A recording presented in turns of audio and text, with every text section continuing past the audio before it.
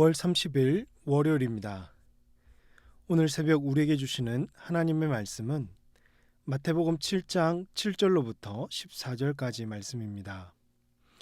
구하라 그리하면 너희에게 주실 것이요 찾으라 그리하면 찾아낼 것이요 문을 두드리라 그리하면 너희에게 열릴 것이니 구하는 이마다 받을 것이요 찾는 이는 찾아낼 것이요 두드리는 이에게는 열릴 것이니라. 너희 중에 누가 아들이 떡을 달라 하는데 돌을 주며 생선을 달라 하는데 뱀을 줄 사람이 있겠느냐. 너희가 악한 자라도 좋은 것으로 자식에게 줄 알거든. 하물며 하늘에 계신 너희 아버지께서 구하는 자에게 좋은 것으로 주시지 않겠느냐. 그러므로 무엇이든지 남에게 대접을 받고자 하는 대로 너희도 남을 대접하라. 이것이 율법이요 선지자니라. 좁은 문으로 들어가라. 멸망으로 인도하는 문은 크고 그 길이 넓어 그리로 들어가는 자가 많고 생명으로 인도하는 문은 좁고 길이 협착하여 찾는 자가 적음이라. 아멘. 성도에게 가장 큰 특권이 있다면 바로 하나님께 기도할 수 있다는 것입니다. 오늘 이 새벽에 기도하기 위해서 예배당에 나오시고 또 가정에서 예배드리며 기도하고 계실 텐데요. 여러분의 처소에서 영광스러운 기도의 특권을 풍성하게 누리시기를 주님의 이름으로 축복합니다. 하나님은 우리가 기도하면 귀를 기울이시고 가장 좋은 것으로 응답해 주십니다. 7절과 8절 말씀 보십시오. 구하라 그리하면 너희에게 주실 것이요 찾으라 그리하면 찾아낼 것이요 문을 두드리라 그리하면 너희에게 열릴 것이니. 8절 구하는 이마다 받을 것이요 찾는 이는 찾아낼 것이요 두드리는 이에게는 열릴 것이니라. 아멘.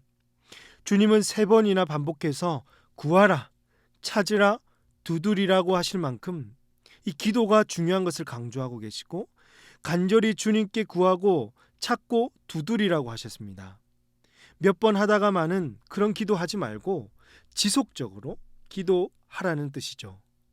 또한 주님은 기도하는 자의 기도를 들으시고 반드시 응답하십니다. 믿으시죠? 반드시 응답하실 것입니다. 예수님은 구하면 받을 것이요 찾는 이가 찾아낼 것이고 두드리는 자에게는 열릴 것이라고 약속하셨으며 이처럼 하나님을 신뢰하며 드리는 기도는 반드시 응답하겠다고 하십니다. 이어지는 9절에서 11절까지 보시면 너희 중에 누가 아들이 떡을 달라 하는데 돌을 주며 생선을 달라 하는데 뱀을 줄 사람이 있겠느냐. 너희가 악한 자라도 좋은 것으로 자식에게 줄 알거든. 하물며 하늘에 계신 너희 아버지께서 구하는 자에게 좋은 것으로 주시지 않겠느냐라고 말씀하셨습니다. 아들이 떡을 달라 하는데 돌을 주며 생선을 달라 하는데 뱀을 줄 아버지가 어디 있느냐. 정말 악한 아버지여도 자식이 달라면 좋은 것을 줄 아는데 정말 하물며 하늘에 계신 전능하신 아버지께서 구하는 자에게 좋은 것으로 주시지 않겠느냐고 하나님을 믿으라고 지금 말씀하고 계시는 것이죠.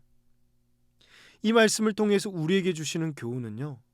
첫 번째로 하나님께 기도해야 한다는 것입니다.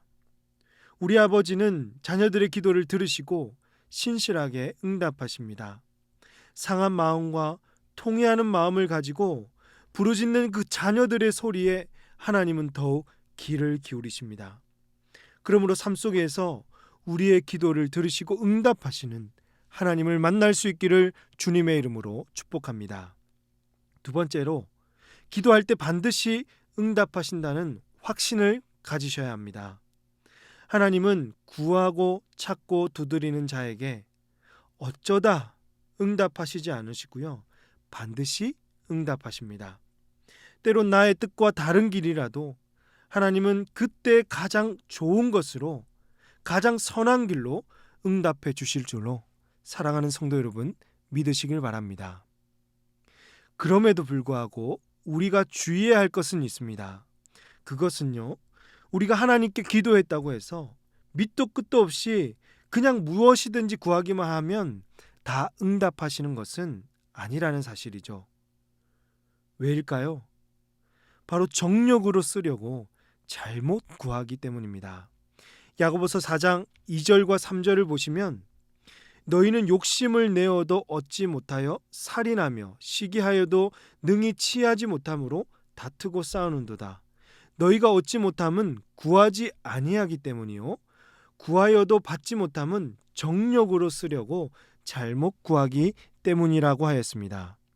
내가 구하는 것 중에는 어떤 것은 나의 욕심과 정욕에 의해서 멸망으로 가는 지름길이기도 합니다. 그렇기 때문에 이때는 오히려 하나님께서 응답하지 않으시고요.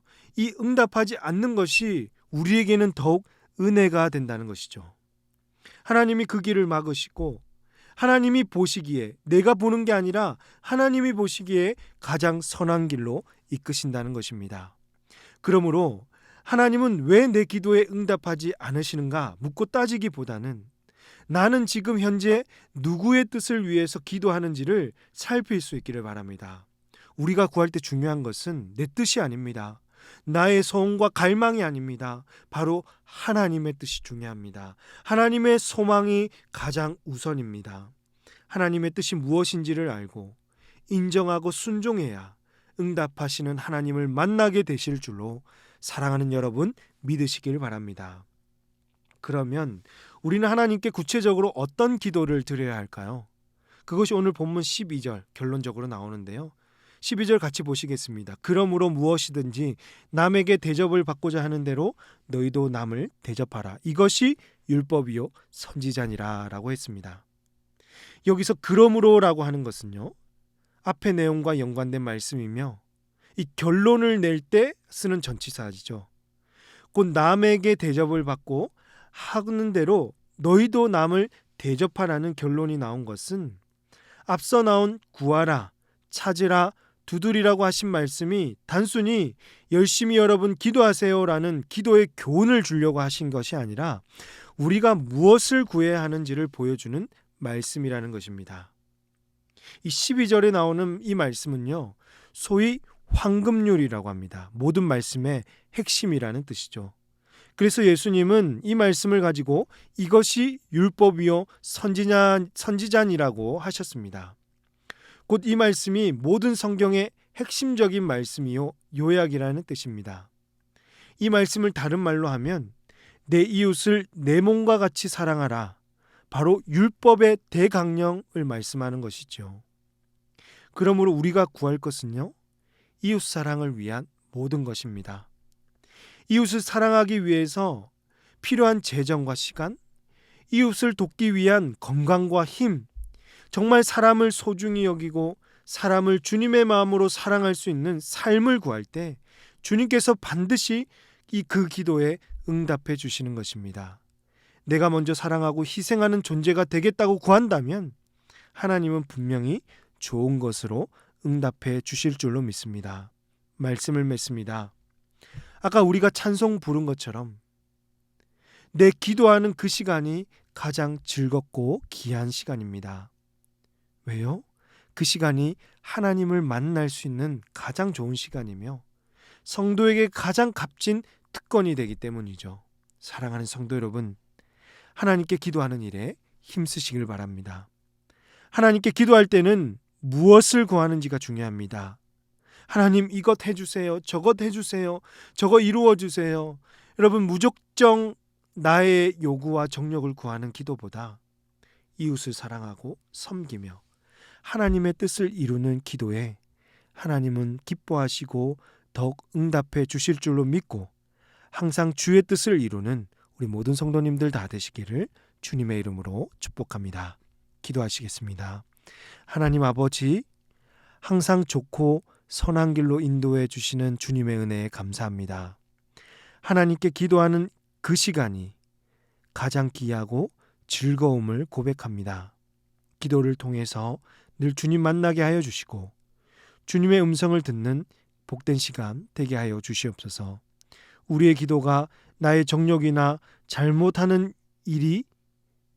구하는 일이 없게 하여 주시고 이웃을 사랑하며 하나님 나라를 세워가는 일에 귀하게 쓰임받는 기도가 되게 하여 주시옵소서. 이 모든 말씀 우리 구주 예수님의 이름으로 기도하옵나이다. 아멘. 오늘 말씀을 기억하시며 기도하시고 주간 기도 제목에 따라서 부산과 민족, 우리 성도들의 한 주간의 삶을 위해서 기도하겠습니다. 부산과 이 지역에 복음이 심겨지고 구원받는 영혼들이 넘치도록 한국교회 지도자들과 한국교회 부흥을 위해서 우리 성도들이 한 주간 동안 삶을 믿음으로 승리하게 하시고 늘 말씀 붙들며 살아갈 수 있는 성도들의 삶이 되어지도록, 특별히 우크라이나 전쟁이 멈추고 회복될 수 있도록 그곳에서 사역하시는 선교사님들을 위해서 이 시간 합심해서 기도하도록 하겠습니다. 기도하십니다.